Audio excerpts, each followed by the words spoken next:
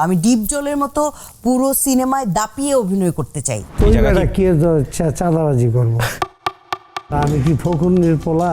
Cinema বানানো, গান বানানো এটা কিন্তু আগের যুগে রাজাদের কাজ কারবার ছিল। ক্লোজ করে দাও। সেটার একটা গল্প আছে, অবশ্যই জিজ্ঞেস করবে। চাকরি একটা আমার কাছে ভীষণ সম্মানের, কেন জানি না। হুমায়ুন আহমেদ স্যার চ্যালেঞ্জার ভাইকে ডেকে বললেন, তোমার বোনের মাথায় কি সমস্যা আছে? এ তো পাগল, নুহাস চলচ্চিত্রের চাকরি কেউ ছাড়ে? আরে আমার নুহাসের স্টাফ যারা, তারা তো নুহাসের একাংশের মালিক হবে। এটা আসলে এক্সপ্লেইন করার মতো না। হুমায়ুন স্যার উঠে বলে যে, এই চ্যালেঞ্জার, তুমি কি মিথ্যে কথা বলেছিলে? আপনারা যাকে চ্যালেঞ্জার হিসেবে চেনেন, আমার ভাইজান সাদিক তার নাম আসলে। এই চ্যালেঞ্জার ভাই পুরো বাবার ভূমিকায় চলে গেল। বাবার ভূমিকায়, মায়ের ভূমিকায়। জীবন আসলে এগিয়ে যায় এবং জীবন কখনোই থেমে থাকে না, সেখানে বিভিন্ন রকম অনুভূতির মধ্য দিয়ে আমরা যাই। কিন্তু অসৎ হওয়া যাবে না। আপনি অসংখ্য পরিচালকের সঙ্গে কাজ করেছেন। জি, প্রেমের ডাকে সাড়া দেয়া। সমস্যা হয় না কখনো? দুইজন বিখ্যাত পরিচালক আছেন যাদের কাজ জীবনে যুদ্ধ করে যেতে হবে, ফাইট করে যেতে হবে, হার মানা যাবে না। মিঠু আপা, আমরা জানি সাম্প্রতিক সময়ে আপনি অসাধারণ একটা ইউটিউবে একটা ছবি করেছেন, এটা মোস্তফা কামাল রাজের, আমি যদি ভুল না বলে থাকি। তো রাজ ভাই আমার অনেক পূর্ব পরিচিত, আমি জানি রাজ ভাইটা দেখবে কিনা। আমরা আসলে ওই যে পরিবার নিয়ে একসাথে বসে থাকার যে দেখার যে ব্যাপারটা, ওটা আমার মনে হয় শুধু রাজ ভাই টিকিয়ে রেখেছেন। একদমই তাই। মানে রাজের যতগুলো কাজ দেখেছি আমি, ইভেন আপনি ফিল্ম বলেন, যে তার একটা পারিবারিক আবহাওয়া থাকেই সেখানে, এবং খুব মার্জিত প্রতিটা তার কাজ। আপনি রাজ ভাইয়ের এই সাম্প্রতিক যে ইউটিউবের চলচ্চিত্র, সেখানে একটা অসাধারণ পারফরমেন্স করেছেন এবং সেটা বাংলাদেশের প্রতিটা মানুষের অন্তর ছুঁয়ে গেছে। আমি দেখলাম যে ফেসবুক এটা নিয়ে প্রচুর লেখালেখি হচ্ছে। আপা, আমরা সাম্প্রতিক কাজে আসবো, তার আগে একটু আপনার শৈশবটা জানতে চাই, কেমন ছিল পরিবার সবকিছু মিলিয়ে? আমার শৈশব তো মা ছাড়া শিশু। আমার যখন 9 মাস বয়স তখন মা মারা গেছেন। তো তখন থেকে আপনারা যাকে চ্যালেঞ্জার হিসেবে চেনেন, আমার ভাইজান সাদিক তার নাম আসলে। তো তিনি ফিডার খাইয়ে খাইয়ে আমাকে মানুষ করেছেন। তার কোলেই কোলেই থাকতাম, তার কোলে কোলে বসে বসেই আমি টিভি দেখতাম। তিনি সেই পিচ্চিকালে বলতো যে আজকে রক্তের কিছু কিছু মনে আছে আমার একদম, কারণ আমার ছোটবেলার সব কিছু এতটাই ব্রেনে গেঁথে আছে, আমি কোনো কিছুই ভুলি না। যে রক্তের আঙুলতা নাটক হবে আজকে, দেখবা আসাদুজ্জামান নূর আছে, পীযূষ বন্দ্যোপাধ্যায় আছে, আমি জানি না নাম ঠিকঠাক বলছি কি না। তো এরকম। তারপরে তার ভীষণ প্রিয় ছিল মিতা চৌধুরী, এরকম কোলে নিয়ে বসে থাকতো। আজকে মিতা চৌধুরী, আহারে আপা কিছুদিন আগেই তো মারা গেছেন, ওনার ফ্যান ছিলেন, যে মিতা চৌধুরী আজকে কাজ হবে, নন্দিত নরকে দেখবা হুমায়ুন আহমেদ স্যারের। অসাধারণ। হ্যাঁ হ্যাঁ।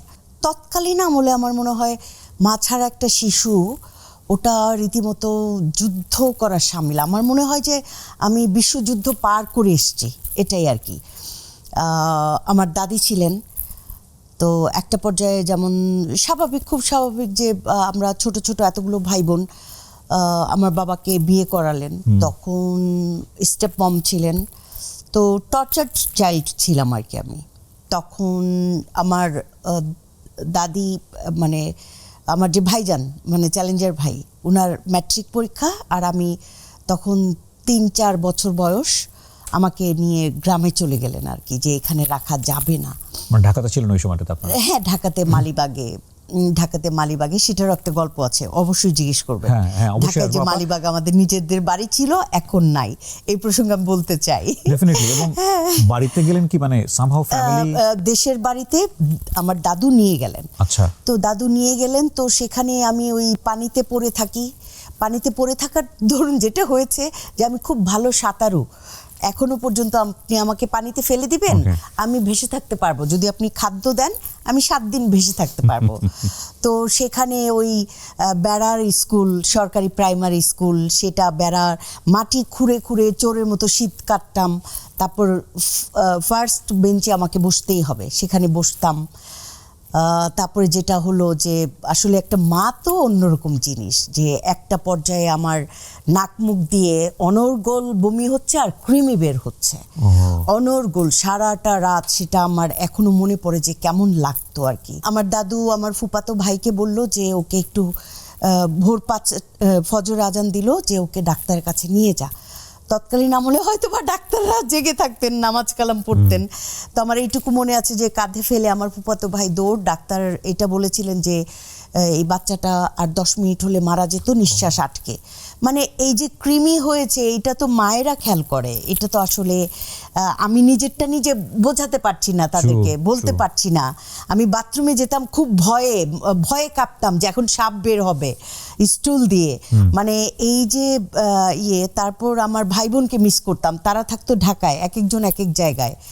যে আমি পুকুর পাড়ে একটা উঁচা জায়গা ছিল, ওখান থেকে ট্রেন দেখা যেত। আমি প্রতিদিন ট্রেনের টাইমগুলো মুখস্থ রাখতাম যে কোন টাইমে ট্রেনগুলো আসবে, ওখানে দৌড়ে চলে যেতাম, গিয়ে মানে এরকম রুমাল দিয়ে নাড়তাম আর কি, যে যদি আমার পরিচিত কেউ আসে তাহলে আমাকে দেখবে। একদিন সত্যি দেখছি যে ট্রেন থেকে কেউ একজন নাড়ছে, তো আমার এখনো গুজবাম হয়ে যাচ্ছে, নাড়ছে। তো বলছে, মিঠু এই যে আমি তোমার ভাইজান। তো চ্যালেঞ্জার ভাই আর কি। আমার মানে অবচেতন মনে তাকে আমি চাইতাম, তো তাকে দেখে আমার বিশ্বাস হচ্ছে না, চিনতেও পারছি না, ছোট মানুষ একটা, ট্রেনটা চলে যাচ্ছে। সেই আমি দৌড়াতে আমার একদম প্রায় মনে হয় 1/2 কিলোর উপরে হবে স্টেশনে পৌঁছালাম। দেখি যে আমার ভাই দৌড়ে এসে আমাকে পাখির মতো কাঁধে তুলে নিল, বলল যে কিভাবে তুমি এতটা রাস্তা দৌড়ে এলে। তারপর কাঁধে নিয়ে এসে বাড়িতে গেল আর কি। তো এইসব দৃশ্য এখন মনে পড়ে, ভীষণভাবে মনে পড়ে। তারপর উনি ডিসাইড করলেন উনি আমাকে ঢাকায় নিয়ে আসবেন, যে ওখানে লেখাপড়া উনি ওনার মতন করবেন, আমাকে খুব শিক্ষায় দীক্ষায় বড় করবেন। কিন্তু পারিবারিক কারণে সামহাও তার কাছে 2টা টিকিট কাটার টাকা ছিল না। তো রেলগাড়িতে উনি বসে আছেন, ট্রেনে বসে আছেন আমাকে নিয়ে। তো উনি একটু টিটি, তৎকালীন আমলে টিটি চেক করে টিকিট, এখন জানি না টিটি চেক করে কিনা, সেই সিস্টেম আছে কিনা। তো টিটি আসবে, এসে যদি আমার টিকিটটা চায় কি করবে এটা নিয়ে। পরবর্তীতে ভাইজানের কাছে এই গল্পটা শোনা আর কি, যে ভয়ে আমার হাত ধরে আছে আর টিটি আসে কিনা দেখছে আর কি। তো যাই হোক, সেই ঢাকায় এলাম। আমার ভাই খুব অল্প বয়সে আমাদের ভাই বোনদের দায়িত্ব নিয়েছেন। মাত্র মানে উনি ম্যাট্রিক পাশ করেই চাকরি নিয়েছিলেন। একদিন অফিস থেকে এসে দেখেন যে আমি মাটিতে গড়াগড়ি করে কান্না, কি হয়েছে কোলে নিল, যে আমার পাশের বাসার মেয়েটা আমার পুতুলের শাড়ি এগুলো চুরি করে নিয়ে গেছে।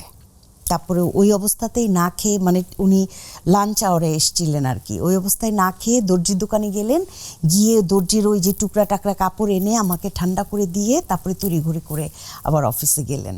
মালিবাগের বাড়িটার কথা বলছিলেন আপনি? হ্যাঁ, মালিবাগ চৌধুরী পাড়ায় আমাদের বেশ বড়সড় একটা বাড়ি ছিল, বাড়ির সামনে ডোবা, সেই ডোবাটাও আমাদের ছিল।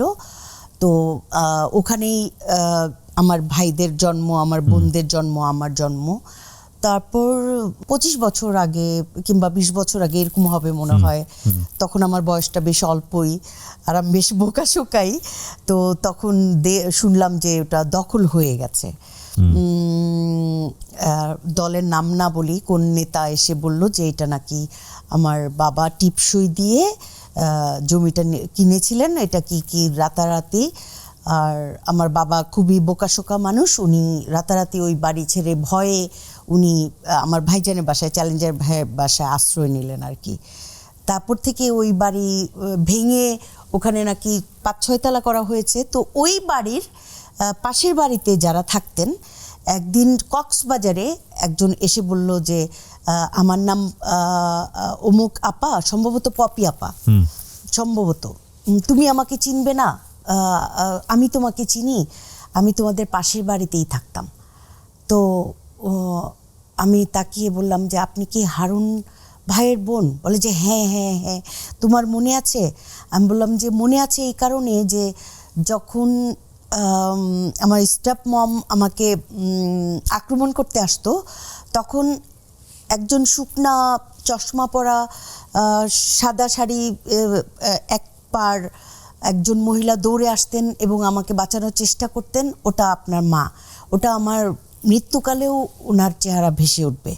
এই কারণে আপনাদের কথা মনে আছে। আপনার মা হারুন ভাইয়ের আম্মা ছিলেন, এটা আমার সারা জীবন আমার মেমোরিতে গেঁথে আছে। তো ওনারা বললেন যে এখনও তো ওই বাড়িটা দেখে আর আমাদের স্মৃতি ওনাদের মনে পড়ে, আমাদের 5 ভাই বোনের চলাফেরা, আমার দাদুর চলাফেরা, আমার মায়ের চলাফেরা ওনাদের মেমোরিতে গেঁথে আছে। যে যখনই এই বাড়িটার দিকে তাকাই এত রাগ লাগে, মনে হয় যেন আমরা যদি গুন্ডা পান্ডা হতাম এই বাড়িটা বোমা মেরে উড়িয়ে দিতাম। মানে তারা এতটা ফিল করে আমাদেরকে আর কি। আপনারা 5 ভাই বোন ছিলেন আমরা 5 ভাই বোন এবং সবার ছোট বোধহয় আপনি। আমি সবার ছোট। আপনারা তো মাদারীপুর বা গ্রামে চলে গেলেন বলছিলেন যে। মাদারীপুর না, ব্রাহ্মণবাড়িতে চলে গেলেন। তারপর ঢাকায় আসলাম। ঢাকায় আসার কোন বয়সে? সাভারে আসলাম এই তো 6 বছর তখন। আচ্ছা। তারপর সাভারে স্কুলে ভর্তি করে দেওয়া ওখানে হলো। আপনি কার সঙ্গে থাকতেন?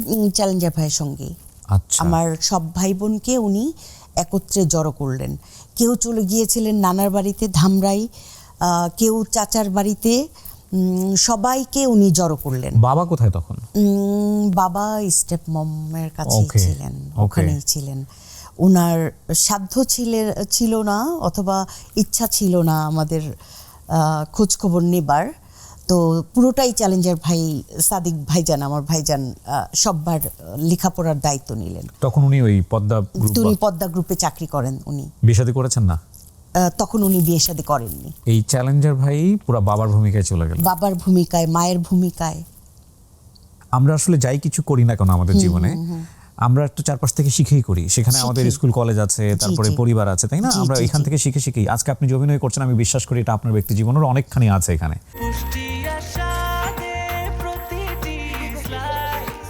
ব্রেকফাস্ট, টিফিন কিংবা স্ন্যাক টাইমে মজাদার আয়োজন মানে অল টাইম ব্রেড।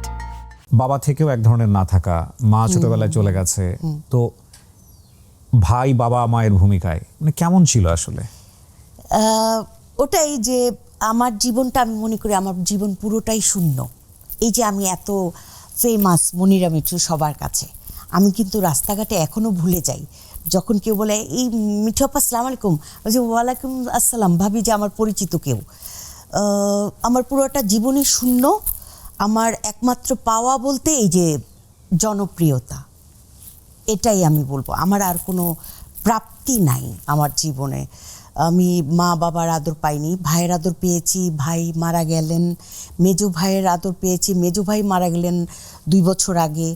আমার প্রাপ্তি বলতে আসলে কিছু নাই, শুধু হারানো আর হারানো। মার ভূমিকাটা তো চিরন্তন। ধরেন এক স্কুলে একটা ফাংশন হচ্ছে, ওখানে মেয়েটাকে মেকআপ করে যেতে হবে। মেয়েটা জানে না কিভাবে মেকআপটা জানে করতে না, হয় ওই মা বয়সে। করে দিচ্ছে।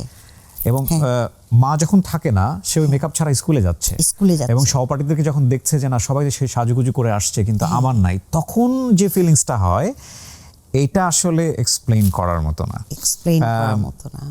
জীবন আসলে এগিয়ে যায় এবং জীবন কখনোই থেমে থাকে না। সেখানে বিভিন্ন রকম অনুভূতির মধ্য দিয়ে আমরা যাই এবং এই হাজারটা অনুভূতি আমাদেরকে মানুষ করে তোলে।